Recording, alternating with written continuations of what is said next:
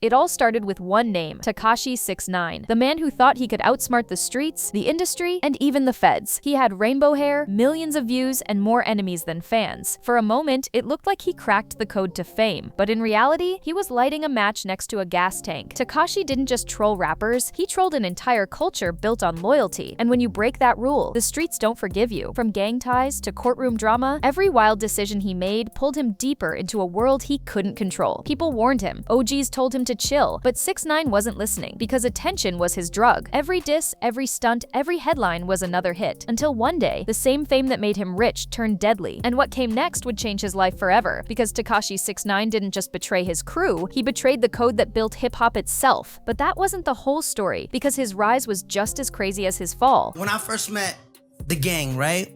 There was no ill intention, no bad intention, no ill will. My goal was never to say, yo, you know what? I'm gonna use these dudes. Before he became the face of chaos, Tekashi6ix9ine was just Daniel Hernandez, a quiet kid from Brooklyn who worked at a corner deli. He wasn't born into money or fame, he didn't have industry connections, but what he did have was ambition and a dangerous idea. Tekashi realized early that talent alone wouldn't make him famous, shock value would, so he went all in. He dyed his hair every color of the rainbow, covered his body in tattoos, and slapped a giant 69 across his face. He knew it looked wild, but that was the point. He wanted to stand out so much that people couldn't ignore him. Even if they hated him, that became his formula. The more people hated, the louder he got. But behind that cartoonish image was a kid who wanted power. He studied what made artists blow up online, the controversy, the drama, the memes, and he used all of it. He dropped dark, gritty visuals with shock lyrics that had one goal: to get people talking. Every video felt like a dare, every post was bait, and the internet took it. Then came the moment that changed everything, the Gummo video. Tekashi invited real street guys to the shoot, handed them red bandanas, and made it look like he was deep with the Bloods. Overnight, he went from deli worker to the most dangerous rapper in New York. The video exploded. Hundreds of millions of views, chart success, and street buzz. But it was all smoke and mirrors. Tekashi wasn't from that life. He wasn't a gangster, he was playing one. And while the internet loved the act, the streets didn't find it funny. Because in the real world, pretending to be gang affiliated can get you hurt. Still, Tekashi thought he'd found the cheat code. Controversy equals fame. He believed as long as people were talking, he was winning. But fame built on lies? It never lasts. And soon, Tekashi was about to find out that when you fake the streets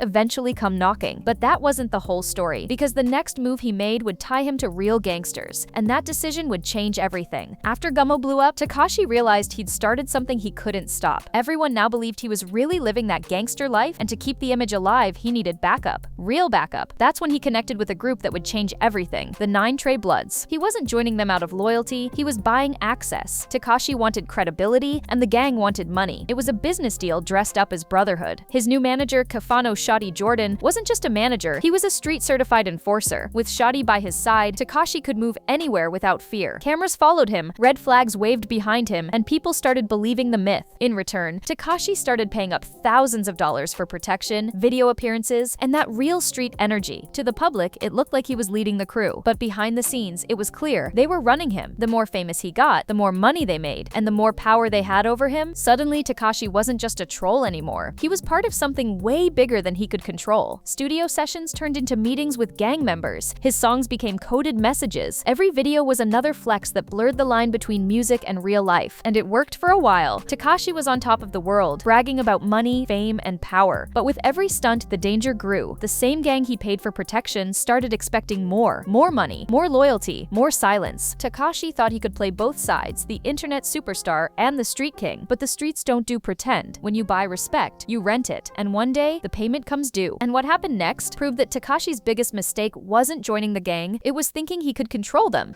Below zero water, we ain't By 2018, Tekashi6ix9ine was everywhere. Interviews, headlines, and endless beefs. He was the internet's favorite villain. But behind the flashing lights and viral moments, the fantasy was starting to look a lot like reality. The drama he used for views was now spilling into the streets. It started with rivalries. First Chicago's drill rappers, then others who actually lived the life Tekashi only pretended to. He taunted Chief Keef, mocked Lil Reese, and even flew to Chicago to film videos in their neighborhoods. Nobody give a fuck about what y'all did 3 years ago. I don't think y'all understand what I was talking about in my last video. What y'all did 4 years ago, 3 years ago, and living y'all raps, y'all don't do.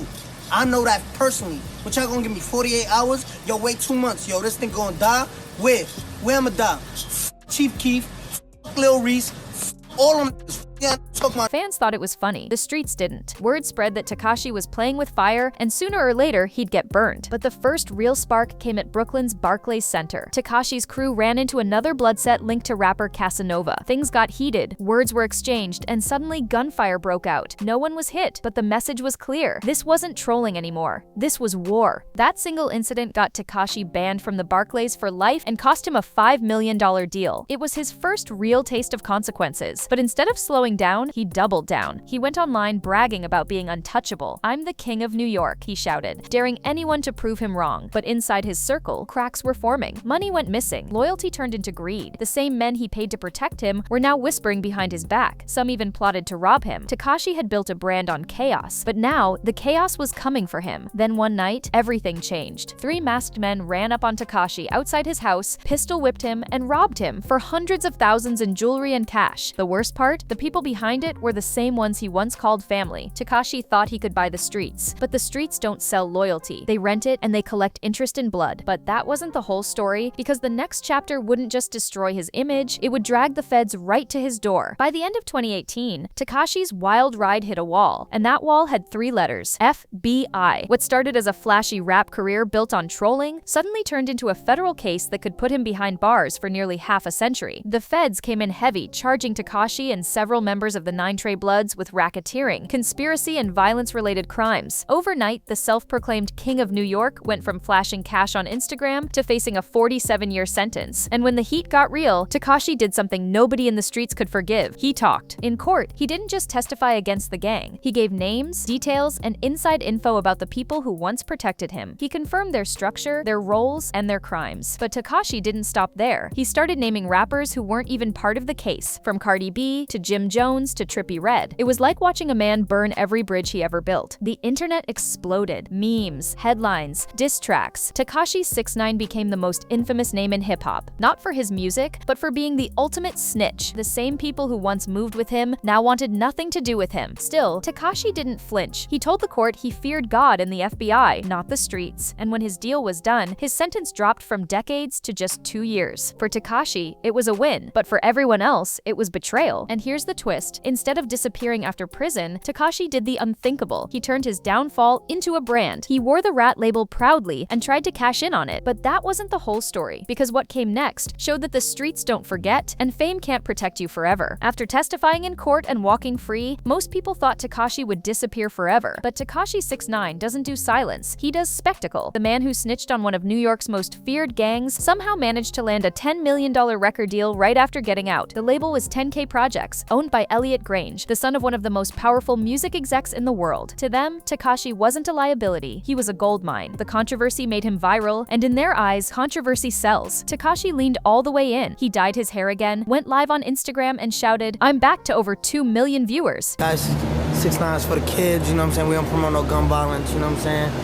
You know, it's all rainbows and peace. The world was stunned. The so-called rat was now richer than ever. He even bragged about turning betrayal into business. "Y'all hate me, but you still watching," he said. And he wasn't wrong. His comeback single broke YouTube records. His streams shot through the roof, and his fan base grew even louder. But behind all the numbers was something darker. The same fame that saved his career made him a target. He couldn't go anywhere without armed guards. Every move was calculated. Every laugh was nervous. He was trapped by the image he created. And when he dropped his big collab with Nicki Minaj, the song Trolls, it looked like Tekashi was untouchable again. The record hit #1 on Billboard, but within a week, it crashed off the charts, the biggest drop from one in history. The industry saw the truth. Tekashi's hype couldn't hide his downfall forever. He had money, fame, and headlines, but no respect, and that was about to hurt more than any bullet or diss track ever could. Because what came next proved that Tekashi didn't just lose the streets, he lost the game entirely. By 2021, Tekashi6ix9ine's had the money, the fame, and the spotlight, but none of it could buy peace. The same energy he put out into the world was finally coming back around, and this time there was no camera, no crew, and no gang to protect him. After his comeback fizzled, Tekashi blamed everyone but himself. He said the industry was blackballing him, that streaming platforms and execs were out to ruin him. But deep down, fans knew what was really happening. The world had simply moved on. His shock value had expired. The same fans who once laughed at his trolling now scrolled right past him. And when Tekashi stopped paying for top-tier security, the danger he mocked online became real. betrayal. In March 2023, it happened. Tekashi was jumped inside a gym locker room in Florida. 3 men stomped him out, leaving him bruised, bloody, and humiliated. The video went viral instantly. The man who once said he was untouchable was now begging strangers for help. Even though the attackers were arrested, the internet reaction was brutal. People didn't show sympathy, they called it karma. He asked for it, some wrote, "You can't play with street codes and expect hugs in return." It was a cold reminder that fame doesn't erase history. Tekashi kept trying to bounce back, dropping songs, posting skits, even turning to Latin music to rebuild his image. But nothing stuck, the views dropped, the features disappeared. Even his closest collaborators like Nicki Minaj and 50 Cent quietly distanced themselves. The loudest man in hip-hop had suddenly gone quiet, and that silence said it all. For years, Tekashi built his empire on chaos, betrayal, and controversy, but in the end, the same chaos swallowed him whole. And just when everyone thought his story was over, the universe had one last message for him. You can't outrun the truth forever. Even after everything fell apart, Tekashi6ix9ine still refused to fade away quietly. He wanted to rewrite the rules to make snitching sound like strategy, not betrayal. He started calling himself the king of the rats, turning what once was shame into a brand. And shockingly, a whole new wave of rappers seemed to follow his lead. Before Tekashi, snitch was the dirtiest word in hip-hop. But after him, the game started to change. Suddenly, artists caught up in legal trouble began taking plea deals, testifying, or cutting time, and fans didn't cancel them. In a way, Tekashi cracked the code. The internet didn't care about street codes, only content. When Gunna took a plea deal in the YSL case, Tekashi was the first to call him out. "Y'all hated me, but now your favorite's doing the same thing," he said online, laughing into the camera. It was petty, but he wasn't entirely wrong. The industry that once shunned him for cooperating with the feds was now full of quiet deals and public denials. Still, nobody wore it like 6ix9ine. He embraced the hate, leaned into the memes, and kept claiming that the rap game was full of fake tough guys. But fans could tell, the act was wearing thin. The money didn't hide the paranoia. The trolling didn't mask the fear. Every post, every rant, every diss felt like a cry to stay relevant in a game that had already moved on. Tekashi wanted to prove he could survive after betraying everyone. But what he didn't realize was, he didn't just change his own image. He changed hip-hop's culture forever. The snitch era had begun, and whether rappers liked it or not, Tekashi had become its face. But that wasn't the end, because the final chapter in his story wasn't about fame or street codes.